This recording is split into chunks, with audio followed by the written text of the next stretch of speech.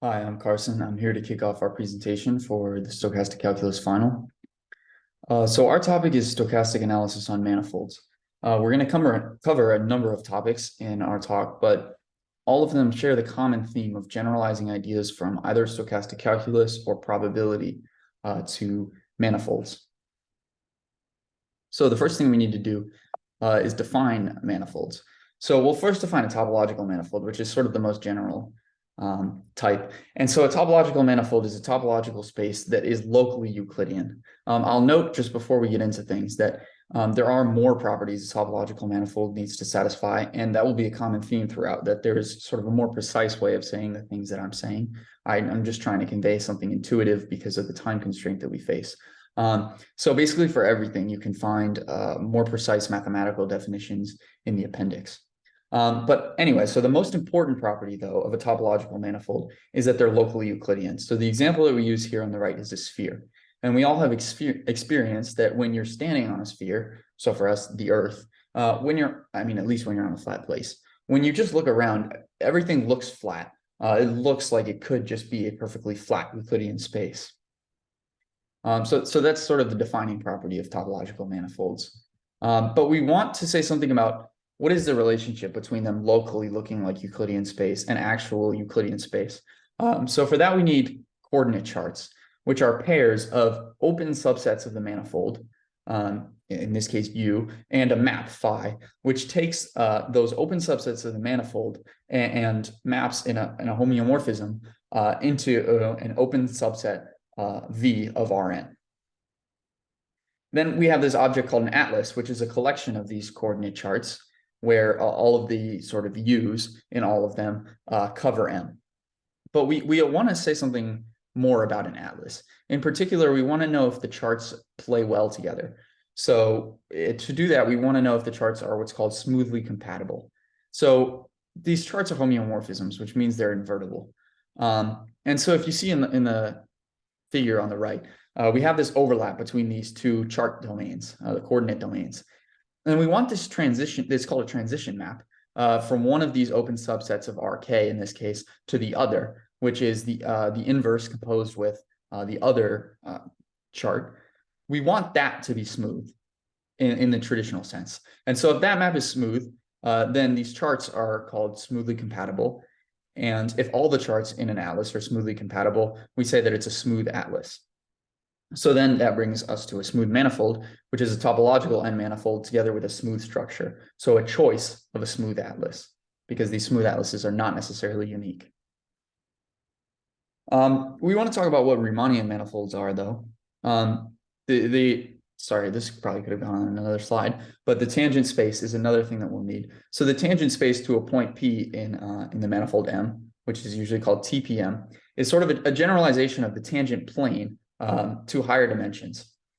So, I mean, probably a bad example on the right, because that is just a tangent plane. But we need this important generalization. And then we have a Riemannian metric. So a Riemannian metric assigns to each point P in the manifold a positive definite inner product, which also induces a norm. And the Riemannian metric, it's important. It allows us to define things like geodesics, which are sort of shortest paths on manifolds. And so a Riemannian manifold is just a smooth manifold equipped with a smooth Riemannian metric. And I put down on the left there that every smooth manifold does have a Riemannian metric. So the next thing we need is a directional derivative. So given a function f from the manifold to R, and given a curve on the manifold C, so this is basically a parameterization of a curve on the manifold. The composition here is a sort of function in the traditional sense from R to R. So the directional derivative of the function f in the direction of the curve C is defined as the traditional calculus derivative of that composition, evaluated at, here I wrote lambda equals 0, but really lambda can be whatever you need for you to be at the point P. Finally, I'm going to define the exponential map, which maps from the tangent space to a point on M. And so this exploits the fact that the tangent space is isomorphic to Rn. By basically, given a vector in the tangent space, we can scale the vector, but we can't necessarily scale a point on a manifold. So the exponential map scales the vector and then maps that vector back to another point on the manifold. So this is just sort of a typical thing that you'll see in terms of analysis on manifolds, where we sort of map to Euclidean space, perform whatever operation we want there, and then go back to the manifold. But again, please see the appendix for details on this. Hi, I'm now going to talk about Brownian motion on manifolds. So far in class, we've constructed Brownian motion on Euclidean spaces, on flat space, and we use Brownian motion to construct general stochastic processes on Euclidean space. The goal of today, of this part of today's presentation, is to talk about constructing Brownian motion on manifolds. So we've seen before that Brownian motions can be seen to be as a limit of random walks, and the heuristic picture for the case of manifolds is very similar. So you start off with a point, say x0 on your manifold, and then if you look at the tangent space at that point x0, it's a vector space. In particular, it's isomorphic to Rd. And then you select a random vector from that vector space, call it v1, and this can be thought of as the velocity. So you have a point here, you have a velocity vector, you continue your projectile motion and you stop at time, at stop at time epsilon, and you end up with some point, say x1. And you do the same thing, you end up with some point, you do the same thing here, you again have the tangent space is a vector space, you choose a random vector, and this time say v2, and then again, you end up with a point x2, and so on. So you keep continuing this process. And so you get a sequence of points, x0, x1, x2, x3, and so on. And the main idea of manifolds is that if you zoom in far enough, you end up with something that looks like Euclidean space. So if you zoom in locally, you'll see that a manifold looks like Euclidean space. And so the idea is that in between x0 and x1, you fill in Brownian motion. And you can do that because you can monitor this time step epsilon. You make epsilon small enough so that x0 and x1 are close enough. And once they're close enough, it's basically flat space. And so you just fill in Brownian motion here, and you do the same thing at every point between x1, x2, x2, x3, and so on. And if you take the limit of this, you get Brownian motion. That's the basic, a heuristic idea of how to construct Brownian motion on manifolds. But perhaps most satisfying construction of Brownian motion on manifolds is slightly more technical, and it uses the geometry of manifolds. In particular, they use objects known as orthonormal frame bundles. And my goal today is just to tell you a little bit about the objects used to construct Brownian motion. So let me start with a frame. So remember, you take at a point x and m, the tangent space is a vector space. In particular, it's isomorphic to Rn. And so it has a basis. So basically, U here is all orthonormal bases, or basically all the bases of dxm. You just collect them and you store it in fxm. So UE1, UE2, UEN is a basis or a frame in your tangent space, where E1, E1, E2 up to En are the standard bases of Rn. And so basically, you're just storing all the bases of your tangent space. And now you can bundle this construction. By that, I mean, you just take the disjoint union of all the points in your manifold and look at all the bases of all those tangent spaces.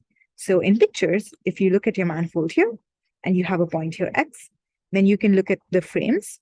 The frames are, remember, just all the bases. So one basis could look like this, one basis could look like this, and so on. So you store all the bases, and then you look at it over all different points in your manifold, and this gives you a frame bundle.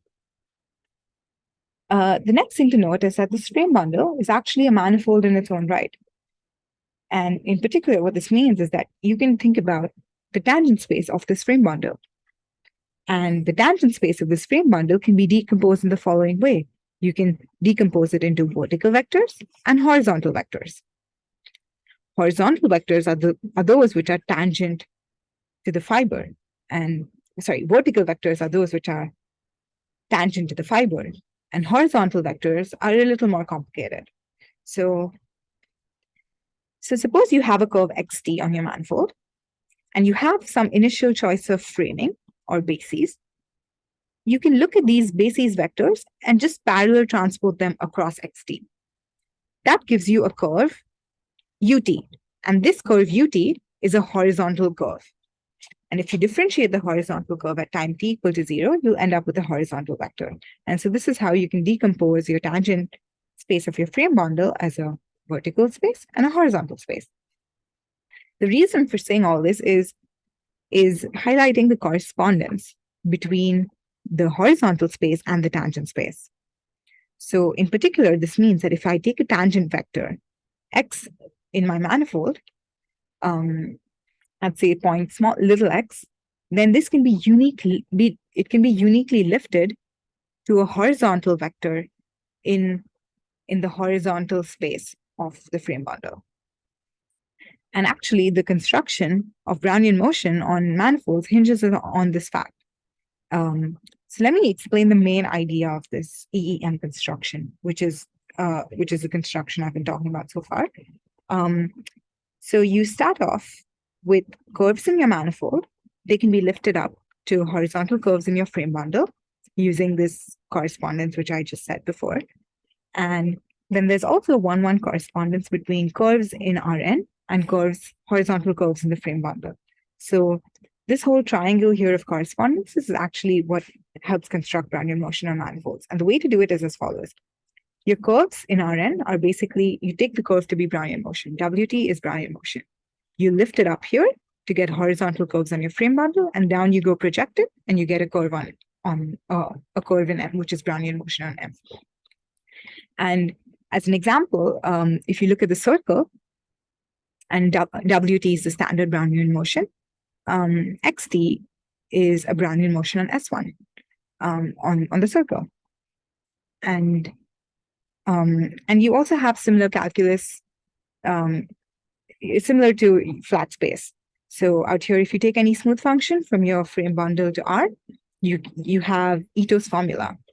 And the only difference here is that instead of differentiating f prime of ut, what we're doing is we're differentiating, this HA here represents, we're differentiating in the horizontal direction and in the 8th dimension. So here A represents dimension because our manifolds can be n-dimensional. So we're looking at the horizontal vector field. This is HA stands for the horizontal vector field. So we're differentiating in the horizontal space, essentially. And that's all I have for today. Thank you.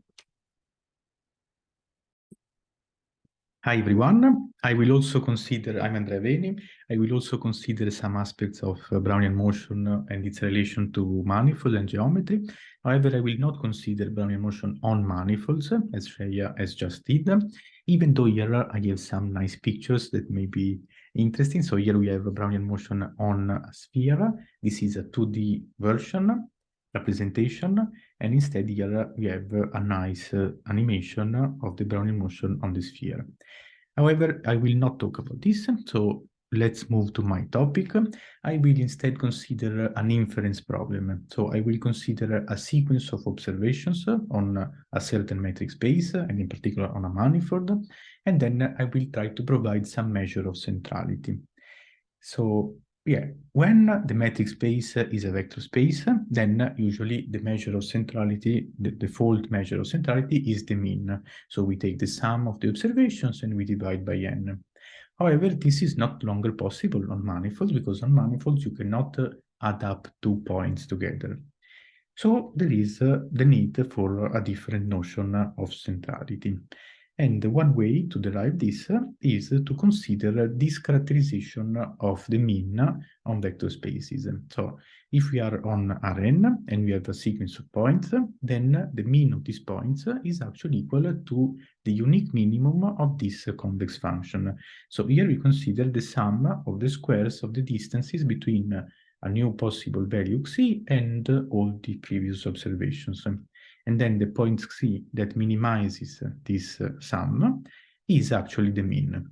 So this characterization is very useful because it does not actually rely on the metric, on the vector structure of our space. So this can be generalized to manifolds, and we obtain the following definition of the Frechet mean. So here we have two different versions because the first one is the population Frechet mean of a measure mu, probability measure mu, and this is the Arya mean of the sum, essentially, the integral of the square of the distances between C and all the points. And here we have the sample version of the same object. Okay, but now, I mean, this is very natural. If we want to find something that is central, then we want to minimize somehow the distance between this point, this measure of centrality, and all the observations. However, there is something a little bit arbitrary here, and it is this square here. So why are we selecting the square function? And well, there is no particular reason for this choice. Usually it's just done for mathematical convenience, but actually on manifolds is not even particularly convenient. So we will consider instead something more general. So here we have the definition of phi min is essentially the same as before, but instead of considering the square of the distance function, we now consider a generic function phi. Okay, so phi must be, of course, increasing in order to have a measure of centrality, something that is close to the observations and not far away. And for some results, we will also need convexity. Okay. Once we have this object here, so we have the population phi min and the sample phi min, then if we now consider a sequence of random variables I and d from this measure mu, then it's very natural to ask whether this estimator will converge to the phi min and also with which velocity. And so the answer is positive. So we have a consistency, and indeed this is the formal result. However, this is just saying that the population phi min will converge, sorry, the sample phi min will converge almost surely to the population phi min. Okay, but we can do something more. We can provide a central limit theorem. So before introducing the result for this phi mins, I would like to recall the usual central limit theorem. So we have a sequence of IAD random variables on the real line or on RD with mean 0 and with variance sigma. And then we know that if we take the mean and we rescale it, inflate it by the square root of n, then we will converge weakly to a normal distribution. So in our setting, we would like to substitute the mean with the phi min, but then there will be a problem because the phi min will be a point on the manifold, and so it's not possible to inflate it by the square root of n. Okay, then we will use something that Carson has already introduced, that is the exponential map, right? The exponential map will allow us to move to a magic, wonderful place that is the tangent plane.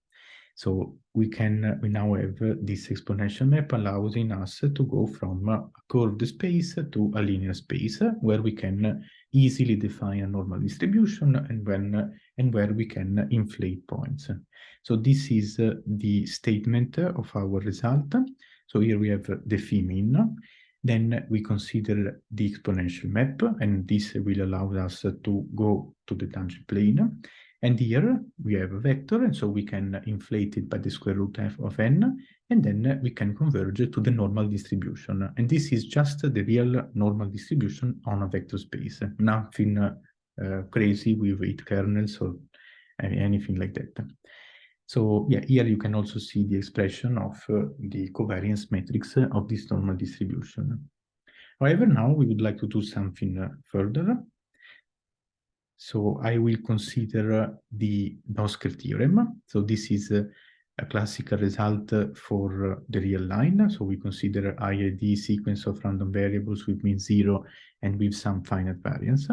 And then we consider this sequence of random functions. So for every n, we get a function Wn that is a map from the interval 0, 1 to r, taking a number t and obtaining this quantity here. So essentially here we're considering the path, the history of all the means when the sample size is increasing.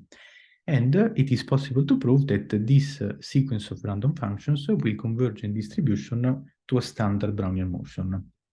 Okay, so now this is the classical result, and we would like in the future, because this is already just a conjecture for now, we would like to prove this version of Donsker's theorem for phi means.